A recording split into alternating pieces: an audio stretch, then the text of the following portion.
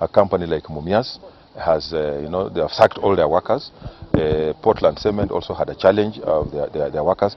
So the question we're asking ourselves is that, where are these people going? These are people who have been earning a living. Now they find themselves on the streets, and many, many more are going to follow if we are not careful. So what I'm appealing, and what I was saying, is that we need to have a candid conversation as a country.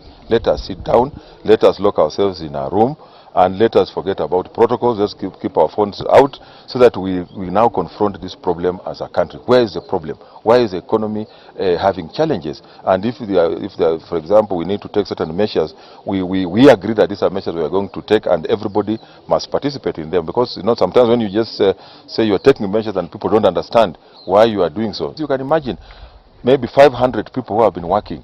Now they have no jobs. They are on the street. This is a recipe for chaos.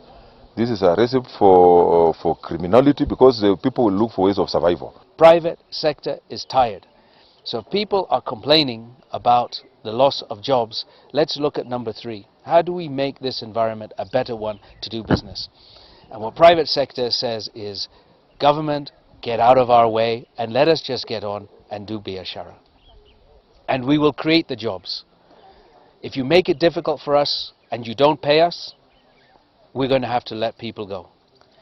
Government must be accountable, they must be responsible. Do not promise a private sector company business if you do not have the budget to pay.